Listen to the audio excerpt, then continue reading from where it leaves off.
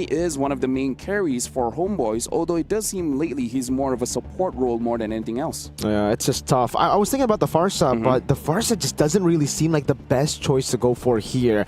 If Homebois want to continue to play the way that they've been playing the last 2 matches, like they've been very sporadic in the team fights. It hasn't been clean front to backs. Although to be fair, you did say you want to see more meta. I kind of feel like this is kind of more meta. It's just that from Homebois, it could get countered, but I kind of feel like going up against Onic Philippines, you just have to have that bravery. Just try it out. If it doesn't work game number 1, maybe they have plan B for game number 2. Yeah. So maybe this is really them sticking to just what's familiar so they can focus more on the macro and just playing the game as a whole. But Onic PH wrap up the first phase of their draft with the Granger. I'm liking it so far since it doesn't reveal much just yet, and it leaves a bit of room to adjust since you already see the CC, which you mentioned was a great answer not just to the Fovios, but I feel to any other frontliner they want to put alongside the Fovios, especially in terms of diving in. So they'll have a bit more room to think of whether or not they want to go for that.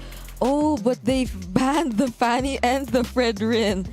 Oh. Honestly, with this Granger pick, I'm kind of worried because we got to talk about this story as well. The Golden Goat, Kelra, the Golden Standard going up against the ordinary marksman, Mlbb, where I would say in this tournament, he doesn't look too confident. And going up against Kelra on a pick like Granger, which is very lane dominant, it might put too much pressure to the point where Mlbb is really gonna feel stuck, gonna feel very much I would say suffocated to the point where he doesn't know what to do in the game. I'm glad you brought that topic out because right now it does seem like that's what Onic Philippines are trying to play into. They picked up the Granger, and usually you would expect the Irithel ban, the Moskov ban, taking away these mobile heroes in the gold lane just to enable the Granger. But yeah, the Golden Standard is feeling himself. The ordinary marksman maybe a bit too ordinary for Onic Philippines now because they're saying, go ahead, pick up the counter matchup. We are confident that Kelra will still win that matchup either way, and they've gone for the Badang on Brusco too. They're now playing to what I was expecting from Onic Philippines from day number 1. Their strengths is the team fighting composition with massive sets. They're picking the S-tier heroes, So probably the Irithel is a given, but the jungler... Maybe not. Or could be a Moskov still. Yeah, could be Moskov, Oh, they still pick the Joy despite the Badang and the Fovius.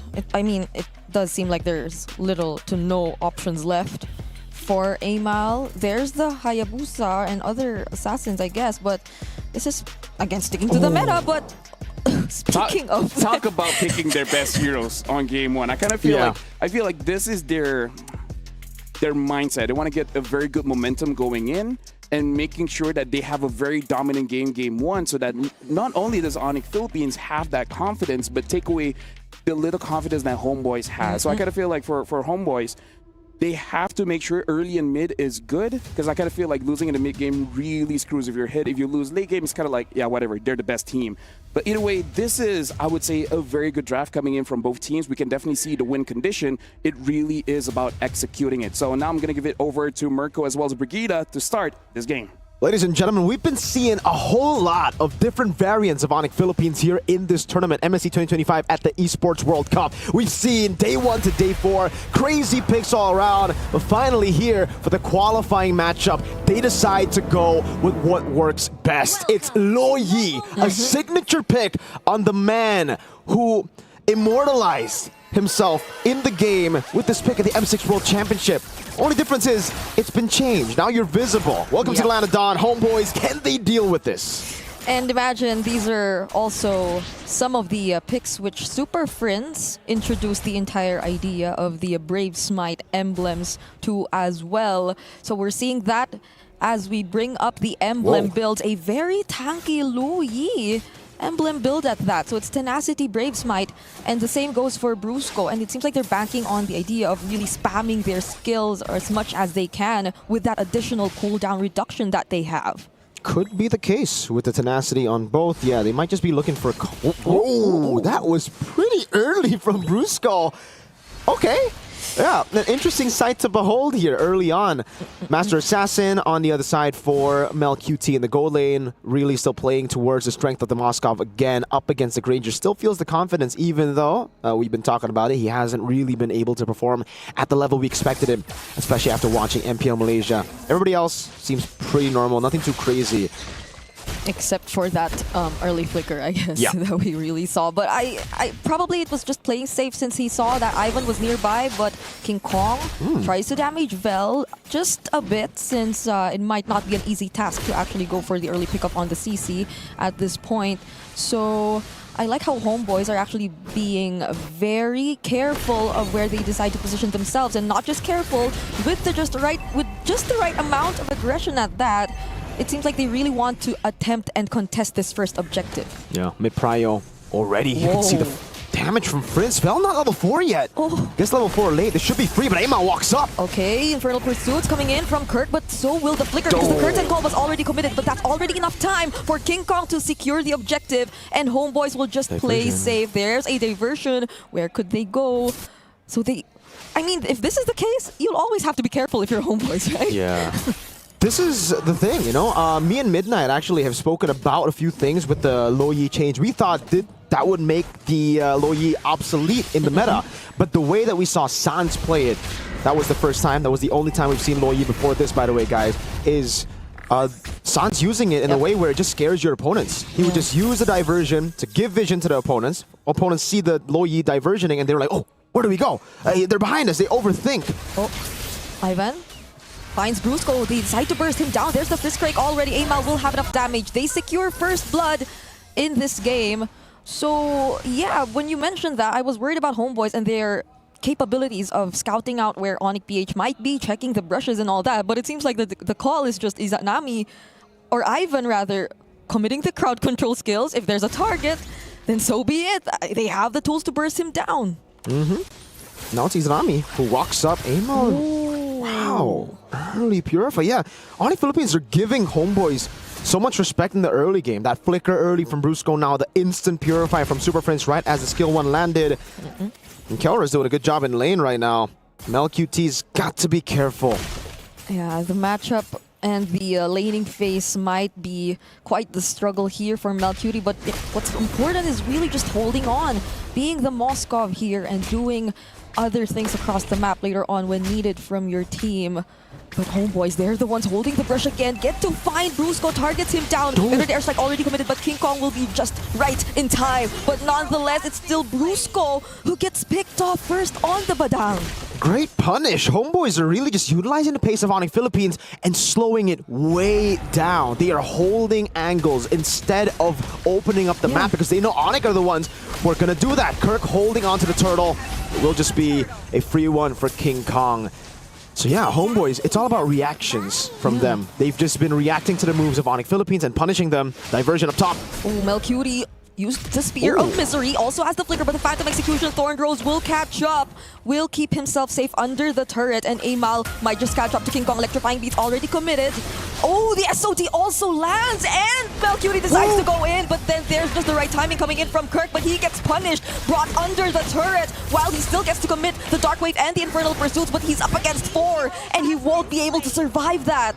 And again, Homebois have just read Onic Philippines out all the way from the early stages of the game. Yes, they haven't been able to get neutral objectives, but it goes to show how Onic Philippines have been the ones proactively moving around the map. They've been proactively getting the position around neutral objectives, so they get the advantage there. But when it comes to just pure setup in team fights, Homebois have had Onic Philippines' number. And it's not even being reactive in a bad way. It's a good reaction, It's a good reaction that we're seeing from Homebois because they've been holding the brushes really well. I would expect the faster rotations to come in from them, but it seems like they're using that to their advantage in a different way to just outposition Onic PH and find the right timings to go in and surprise them. But there's another diversion. Ivan spots where they're planning to go though, so him and MlQT will be able to keep themselves safe, while Onic at this point, might be settling to work on the objectives for now. Yeah. A lot of times teams just panic whenever they see Onic Philippines, make these crazy moves, play with the pace that we have known them to play with. But Homebois, again, have just stayed calm and composed, and that's been what Onic Philippines have been struggling with. They just cannot seem to understand the tempo of Homebois. They cannot seem to understand, like, why aren't Homebois making mistakes when we're constantly rotating around the map, popping these diversions? So it comes down to the objective battle still, and when we're talking about that, it is still Onic Philippines who hold the lead. And it's a big bounty on Amal that Onic PH can claim. So comeback potential still on Onic and even the lead. Although the goal lead hasn't been growing that much between these two teams, this might be an opening for Homebois to do just that. They are in full control of the turtle. Ivan too uses the conceal, but Brusco finds the target and somehow Kurt gets the last hit on the turtle. Now they're chasing after Homebois. There goes the Phantom Execution. King Kong finds the kill onto Bell, and Kelra gets access to Ive. Is it Namine? Oh, but Melcutie goes in! With the SOD, Amal cleans them up. What a steal by Onic Philippines. Trying to adapt to this chess game that we've been having in Atlanta Dawn between Homebois and Onic Philippines. But right as they pull the trigger again, play aggressively, it's punished by Homebois. So this game has literally just been about waiting for overextensions and punishing. You see that from Onic Philippines, punishing Homebois for making the proactive play on Turtle, and then it's Onic with the chase and another punish from Homebois. That's what we've been seeing in the Atlanta Dawn. It's a punish battle, and I don't know who's winning. Because again, kills, Homebois, but everything else seemed to be Onic Philippines. So it's still a very even game. And this is surprising to see for a team who you know is very well calculated in terms of their decisions. Onic Philippines are the ones constantly being punished. King Kong versus Amal won't be proceeding with the fight just yet, but the Fettered Airstrike is already committed. It gets cancelled by the Dark Wave, and look at the damage from Kelra. Seems like he's getting some stacks in already with that Ranger. And this might be the change in tempo that they need, because they're able to group up a bit more and just let King Kong do King Kong things on the Lancelot. I mean, the first few times he did use the Lancelot back then, it was always this kind of play. It's not just looking for the fights just yet. It's really working on other things and farming up until you feel confident enough to join the fight. Although that may not be entirely applicable for the Lancelot now. And now they slow the game entirely. Onic Philippines, I think they understood, you know, what Homebois have been doing in the early game, just adapting to that fast pace. And Onic Philippines slowed down their own tempo by a whole lot, utilizing the diversions to play with that overthinky. Brusco! Oh, finds the target onto Melcutie. Kelra doesn't get enough damage, doesn't land the right amount of bullets just yet though. Okay, somehow, this is a good standing for Melcutie and a really good situation for him. 2-0-2 on that Moskov. Yep, really good stuff. Ivan walks up, Tsunami Slam! He decides to commit it onto Kirk, who still has the flicker to somehow get out. Curtain Call already committed by Vel as well. So those are two ultimates already used. Actually, maybe three even, because Izanami doesn't have his Feathered Airstrike as well. Big resources burnt out. Onic Philippines with a slowdown on the tempo. That could have been the read. Kirk jumps in again. Oh, Ivan trying to look for the knockup, and he finds it. King Kong, though, keeps himself alive long enough to also find the kill. SOD will not land onto anyone, and Onic secures the objective. And there goes the shutdown kill onto Amal. Recall. They get damaged by Feathered Airstrike, but will they catch up to Melcutie? No! Wow. Well played, Mel. That was a really good spot to recall. Just a pixel away from being outside of the bush. Really played around with those small little margins to get away. Onic Philippines, though, again, have slowed the game down to a point where they are comfortable. They've gone back to their previous style of when teams don't panic up against them, which is, I think this is like an old M3 style Onic Philippines stats. It's a banana split. They've just been constantly splitting up the map, playing it slowly, utilizing the diversion to get back into contention of the big neutral objectives. And that's what the big lead is all about now for Onic Philippines. It's about getting structures and objectives. Kills still behind, another diversion to get them closer to the big objective that they want to get, which is definitely that base turret up top as they siege down. And Kelra, he's only had one Sky Piercer, but one big fight could change everything. Yep. It's nice to see Onic adapting to the on the fly, introducing those very familiar play styles too, which definitely are working for them here in this kind of situation. They've got some of the most crucial kills, the shutdown gold on Amal as well, and if the gold lead was very small up until the, I'd say, 7 or 8 minute mark of this game, now it's ballooned to 5k in their hands. So it's looking to be a very difficult situation for Homebois, but at least they have the tools to defend. They have the Farsa and the Moskov to somehow deal with the waves that are coming in.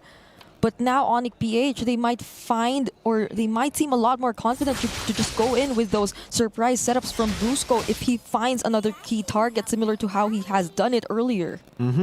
But that's the point now for Onic Philippines, right? Early game, they were still reaching for a lead. That's why you saw, again, that fast-paced combo from Onic, constantly looking for something around the map. Ivan, Tsunami Slam, but that's what the Purify is for. Yeah. Great reaction again. Back to the point, Onic don't need to look for those surprises anymore. They can constantly throw feints like this, diversions to open up the map, but the early game where there was a lot of desperate moves from Onic Philippines won't be seen here because they already have a 5,600 gold lead and they'll just play for the next neutral objective. Blade armor already picked up by Kirk as well. So Onic PH definitely at this point have a lot more ways to deal with the surprises that can come in from Homebois too if ever they're the ones who want to do that, because Ivan has been very consistent in looking for targets and looking for those setups. Even just by looking at Kelra and Mlbb. Kelra just needs one more item to complete his build on this Granger. Oh, and King Kong might just find a kill down bottom. He's looking for the kill on Vel. SOD will land, but they might not commit this anymore unless Ivan wants to actually go for it. Doesn't find the knock-up onto King Kong. Somehow gets to immune himself though. But then Mlbb, he gets stunned by Kirk, so he won't be able to supply the damage. And that's 3 kills already for Onic, making it 4 because Kelra, he finds a triple. A forced engage from Homebois. Very unnecessary and very weird to say because in this game it's been a calm and composed Homebois. They suddenly make a desperate play and it might cost them the game. 1 second on Vel. 2 base turrets will fall. Onic again. They wanna end. The damage from King Kong doesn't even allow the feathered airstrike to be casted. And just in a split second, that's game number 1 for Onic.